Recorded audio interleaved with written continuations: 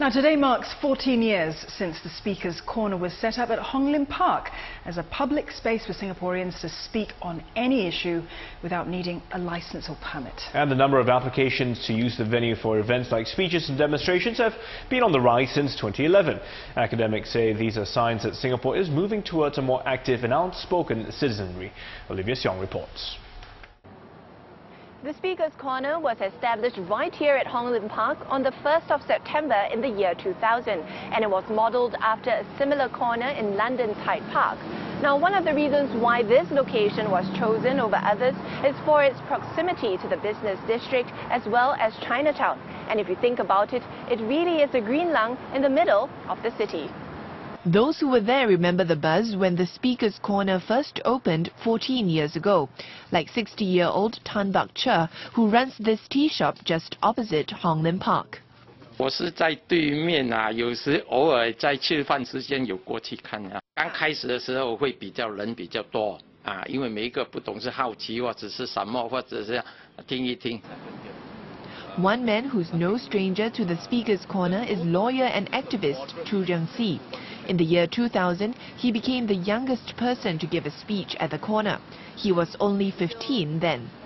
In the early days, the discussions were very unfocused, were very ad hoc. You had a lot of individuals coming here to make a lot of strange speeches about pet peeves. I'm a laksa selling laksa yung tau. I'm also a taxi driver. I'm so experienced. But these days, the events that you see at the Speaker's Corner are very organized, very sophisticated. The Speaker's Corner has reflected a greater openness in society and a greater willingness of people to speak out on issues they care about. So you see the Speaker's Corner being used to talk about social issues, and you see it also being used for human rights issues and civil liberty issues such as Gaza. There are rules that speakers have to abide by. For example, they cannot touch on religious matters or cause hostility between racial or religious groups in Singapore. But the government has slowly been easing the rules. In 2008, for example, it allowed Singaporeans to organize demonstrations without a permit. That was also the year that the police handed over the management of the space to NParks. And the government statutory board had witnessed how interest in the corner had picked up recently. NParks said it has seen the number of applications to use the space drop from 2009 to 2011. Last year, the board received about 170 applications, almost double the 2011 low of 85 requests. From the beginning of the year till July, there have already been close to 90 applications. Crowds have also grown, as seen at the protests against the Population White Paper last year and those against the Central Provident Fund system this year.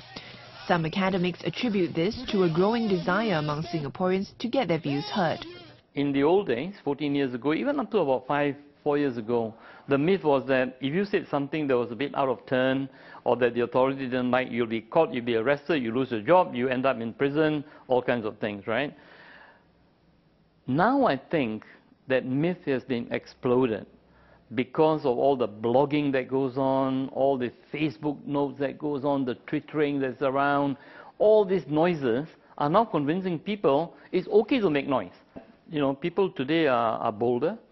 They're also better educated, you know, and they're more willing to engage with national causes, issues that are important to them. The Pink Dot Gathering has been another notable event at the Speaker's Corner since 2009. Organizers of the annual gathering for the lesbian, bisexual, gay and transgender community have relied on social media to promote their movement. But they stress that a physical gathering is also necessary. People go online to express their views and their opinions, but for a physical gathering, it is more tangible. It allows young people who to bring their parents who may not have access to social media, to come down to experience and to understand.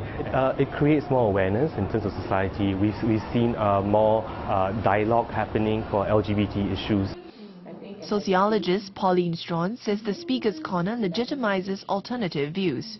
The problem with the social media is it's anonymous, right? So a lot of times we don't know who is speaking and whether or not it's a legitimate concern voiced by a Singaporean or a mischief maker. So having a platform like the Speaker's Corner brings real people together. But going forward, she hopes to see the Speaker's Corner used for a wider purpose to allow greater discussion among Singaporeans. We're moving towards becoming a more noisy nation, right? And that's good. But the next step for us is to learn how to speak in a very constructive manner, right? Because you don't want the speech to destabilize society. You don't want the speech to cause rift in the population, to polarize Singaporeans, because we are, after all, one nation. So we shouldn't just be going down to the Speaker's Corner when we're angry and we're not happy about things. We should be going down to the Speaker's Corner in general, just because we want to, have a conversation, right? And to join in like-minded gathering. It doesn't always have to be protesting something. It could be affirming something. And that's the part we don't do as much. That's why the silent majority must be awakened so that their voices can be heard. Others suggest the government could even consider expanding the Speaker's Corner or to have similar corners set up in more parts of Singapore.